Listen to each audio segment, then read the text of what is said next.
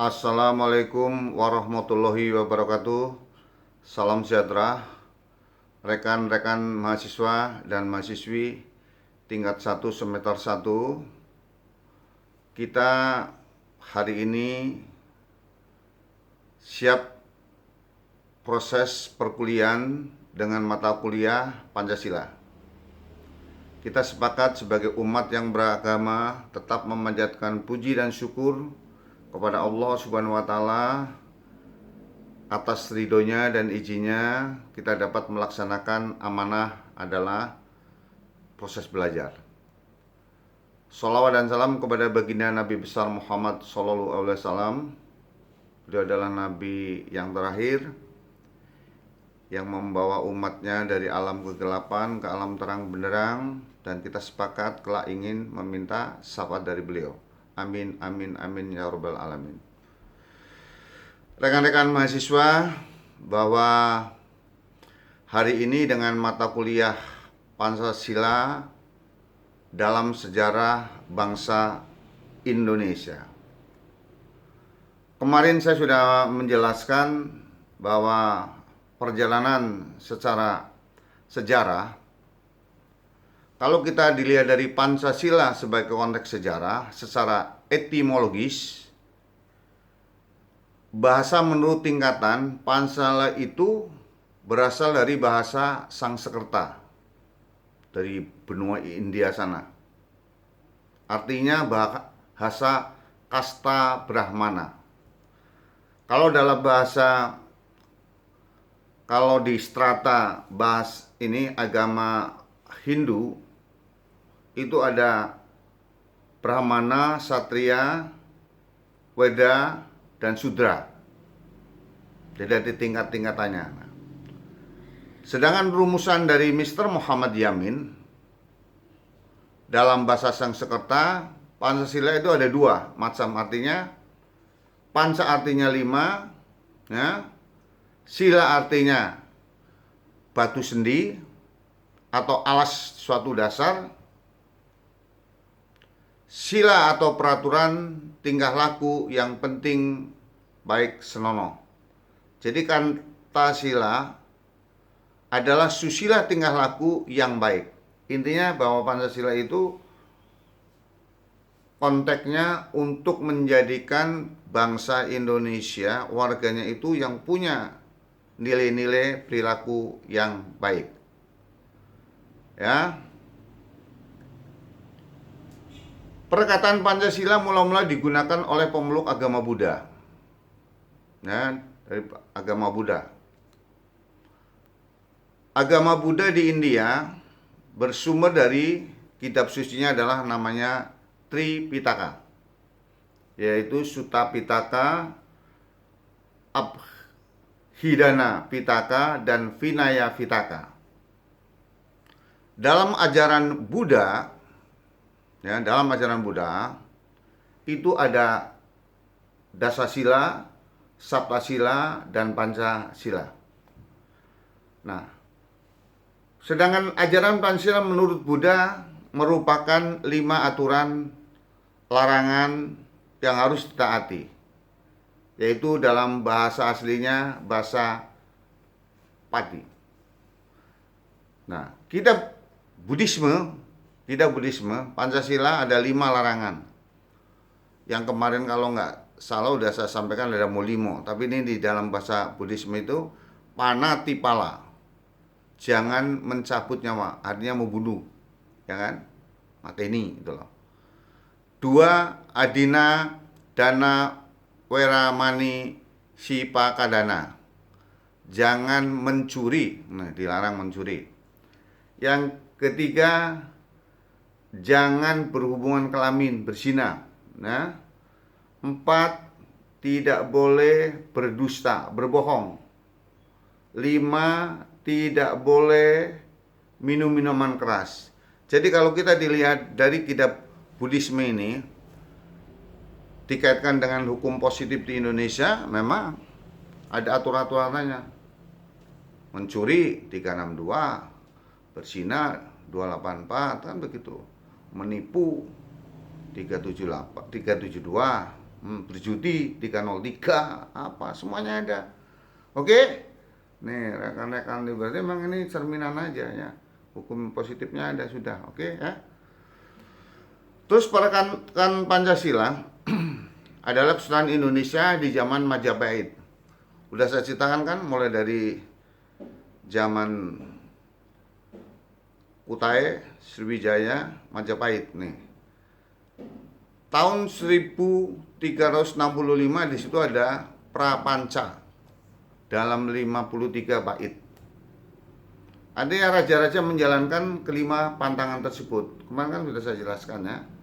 Jadi raja-raja pun dalam hal menjelaskan tadi, tidak boleh mata ini, tidak boleh maling, tidak boleh madon, tidak boleh mabok, madat. Undang-undang narkotika juga ada madat itu ya. Tidak boleh berjudi, yang tadi saya sebut 303. Jadi cerminan dari sila per sila ini sudah diatur juga dalam Undang-Undang Hukum Pidana Positif. Terus historis kelahiran Pancasila.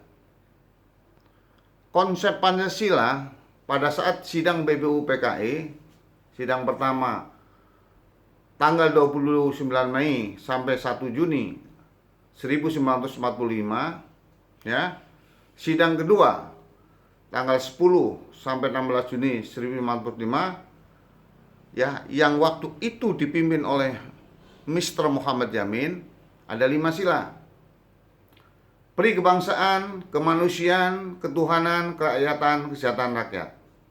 Nah, nih. Yang kedua, Mr. Supomo, persatuan, kekeluargaan, keimbangan lahir batin, musyawarah, keadilan rakyat. Insinyur Soekarno, ya, kebangsaan, nasionalisme, mufakat demokrasi, keadilan sosial, ketuhanan yang Maha Esa. Menurut Bung Karno, nah, Piagam Jakarta pada tanggal 22 Juni 1945 disusun oleh Panitia 9. Pertama, ketuhanan dengan kewajiban menjalankan syariat Islam bagi pemeluk-pemeluknya. Yang kedua, kemanusiaan yang adil dan beradab. Yang ketiga, persatuan. Yang keempat, kerakyatan yang dipimpin oleh hikmat kebijaksanaan dalam perusahaan perwakilan. Yang kelima, keadilan sosial bagi seluruh rakyat Indonesia. Alasan alinea keempat dalam pembukaan Undang-Undang Dasar 1945 pada tanggal 18 Agustus tahun 1945 dirubah lagi, ketuhanan yang Maha Esa, kemanusiaan yang adil dan beradab, persatuan Indonesia, kerakyatan yang dipimpin oleh hikmah kebijaksanaan dalam permusyawaratan atau perwakilan. 5, keadilan sosial bagi seluruh rakyat Indonesia. Nah, ini dia ya. Konstitusi RIS Republik Indonesia sementara pada tanggal 29 Desember tahun 1945 sampai dengan 17 Agustus tahun 1950, rumusan dasar negara berbunyi sebagai berikut. Ketuhanan yang Maha Esa, peri kemanusiaan, kebangsaan, kerakyatan, keadilan. Nah, terus Undang-Undang Dasar sementara, nih perjalanan ya, tahun 1950 pada tanggal 17 Agustus, pada tanggal 5 Juli, rumusan dasar negara sama seperti yang tercantum dalam Konstitusi RIS Republik Indonesia sementara, Dekret Presiden 5 Juli 1959, isinya membubarkan Badan Konstitusi kembali ke Undang-Undang Dasar, membentuk MPRS dan DPAS. Dari keseluruhan rumusan Pancasila itu yang sah adalah yang tercantum dalam alinea 4 pembukaan Undang-Undang Dasar 1945. ya. Jadi rekan-rekan begini. Kalau tadi saya sudah menjelaskan ya, nanti rekan-rekan juga membaca dari PowerPoint yang saya kirim. Pada prinsipnya bahwa Pancasila itu digali sejak zaman raja-raja. Sumbernya adalah dari kitab Tipika itu tadi, yang dari agama Buddha, yang berasal dari bahasa Sanskerta dari India. Ada 5, tadi kan molimo orang Jawa bilang, tidak boleh mateni, tidak boleh mencuri, ya, tidak boleh minum, tidak boleh berjudi, dan tidak boleh berzina. Coba rekan-rekan mahasiswa kita kaitkan dengan perkembangannya bangsa Indonesia. Kalau dilihat dari konteks bahwa Pancasila itu di samping sebagai dasar, sebagai ideologi, sebagai falsafah, sebagai pedoman, sebagai pandangan, sebagai sumber dari segala sumber. Nah, ini pengembangan disiplin ilmu ya, ini cara pandang berpikirnya nih. Kalau kita mengkaji dari sumber dari segala sumber, jadi kitab undang KUHP ya, kitab undang-undang hukum pidana atau hukum pidana, di dalam buku kedua tentang kejahatan, itu hampir semuanya ada di dalam sejarah penggalian Pancasila itu tadi. Jadi rekan-rekan paham ya. Yang kedua lagi, dalam pengisian, kenapa harus negara menggunakan dasar negaranya Pancasila? Ketuhanan yang Maha Esa berarti diwajibkan bangsa Indonesia itu harus punya Tuhan, harus punya agama, harus punya keyakinan. Akhirnya moralitas dalam mengisi kemerdekaan ini, nilai-nilai kemerdekaan ini diisi dengan moralitas yang baik, yang bermartabat. Ya, setelah itu 1. Ketuhanan yang Maha Esa, 2. Kemanusiaan yang dalam beradab. Berulang-ulang kata adil. Nah, itu kembali. Aturan di dalam hukum positif salah satunya adalah, saya selalu kembali tak ulang-ulang, memang tujuan hukum itu tadi kepastian, keadilan, dan kemanfaatan. Jika keadilan ini dimunculkan sesuai dengan peranan nih Pancasila sebagai dasar, sebagai ideologi, sebagai falsafah, sebagai pedoman, sebagai pandangan. Jika negara ini tata cara untuk mengelola suatu tindak pidana ya dengan cara-cara yang adil, insya Allah kita akan tidak pernah terjadi sesuatu. Dan kalau yang namanya sudah adil, semua orang melihat keadilan itu diwujudkan, ya, saya yakin dan percaya. Orang bilang misalnya ada orang luar negeri mau investor di Indonesia, tidak ada takut-takutnya. Tapi kalau keadilan tidak tercipta, orang akan berpikir. Yang kedua, yang ketiga lagi, ya kan? 1. Ketuhanan, 2. Kemanusiaan, dan 3. Persatuan. Jika persatuan ini selalu dijaga, ya, Indonesia ini kan kaya suku, kaya bahasa, kaya adat. Maksudnya bahasa adatnya masing-masing, bahasa sukunya masing. Kalau bahasa nasional bahasa Indonesia. Ya kan? Ras, agama, suku, adat, budaya.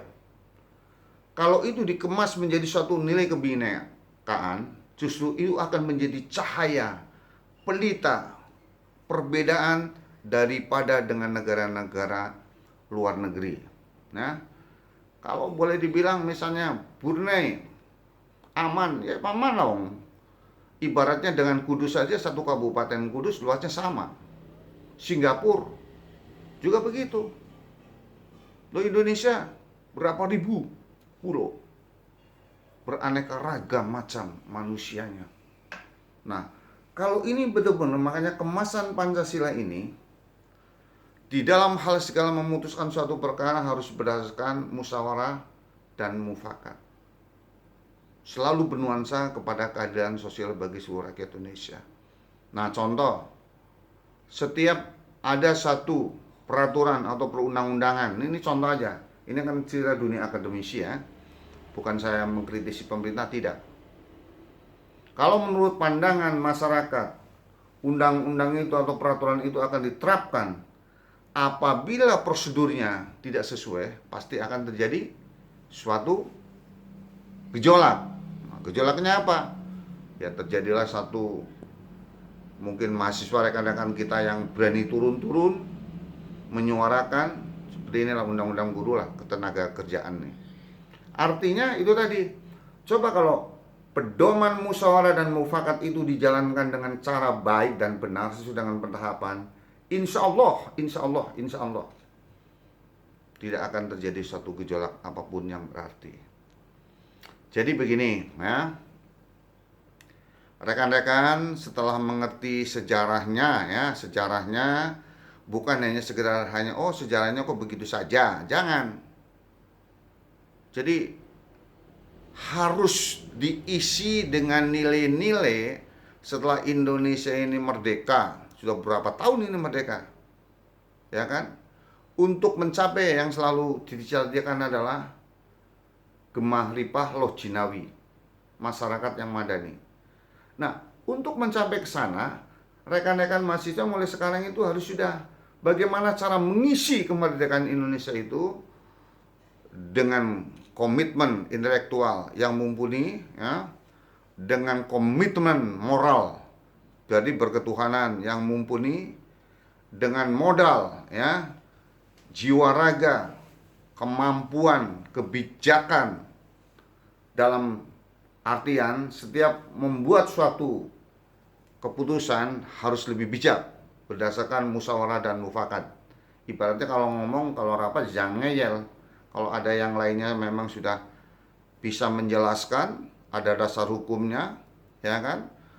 Dasar hukumnya pun sumnya jelas melalui berdasarkan penelitian, objeknya apa? Masyarakat, ya kan? Memang masyarakat waktu itu membutuhkannya. Jadi jangan ibaratnya setiap kita diskusi dengan logikanya sendiri tanpa harus mendasari penelitian secara ilmiah. Nah, ini rekan-rekan ya. Jadi kesimpulannya, belajar Pancasila itu endingnya atau outputnya, rekan-rekan kalau ini statusnya masih jadi mahasiswa, untuk mengisi kemerdekaan, untuk mencapai masyarakat yang adil dan makmur, loh jinawi, ya kan, madani, belajar yang benar. Saya ulangi, belajar yang benar. Yang kedua, setiap ada PR misalnya dosen, apa saja, bukan hanya Pancasila, ketika dikerjakan oleh kelompok, cerminkan musyawarah dan mufakat, bahwa saya juga punya kemampuan untuk berdiskusi, harus diisi dengan kemampuan-kemampuan itu. Jadi jangan biar saya kan punya teman namanya Muhammad, udah dia pinter kok biarkan aja, itu rugi ya. Berarti rekan-rekan belajar Pancasila tetapi tidak memaknai nilai-nilai Pancasila itu sendiri, namanya muspro, ya kan? Nah itu namanya muspro. Jadi mahasiswa tuh, ya kan? Jadi kayak ini contoh lah, contoh kayak Pak dosen ini, polisi ya, jadi polisi misalnya. Polisi kalau lupa dengan tugasnya sebagai pelayan, pelindung, pengayom ya, untuk mengarahkan kepada bagaimana law enforcement-nya, penegakan hukum, ya kalau menurut logikanya sendiri itu tadi, bukan melindungi, bukan melayani, bukan mengayomi, tapi sampean pikir sendiri ya kan. Nah itu tadi. Jadi sama, tugas mahasiswa belajar, kalau ada PR dikerjakan. Jangan karena punya teman Pak Muhammad pintar, biarin aja lah, nanti Pak Muhammad gampang biasa makan soto. Jangan seperti itu ya, jangan seperti itu. Jadi untuk mengasah pola pikir ya, alur pikir, cara berpikir, cara pandang berbangsa dan bernegara, rajin-rajin membaca. Kalau saya ini kan ya boleh dibilang cuma hanya memberikan sepenggal-penggal semacam kayak ya mungkin motivasi ya. Kalau saya untuk membaca sejarahnya begini kan Apa sih wong itu bisa dibaca kok. Ini PowerPoint tak kirim, sampai baca, oh ini.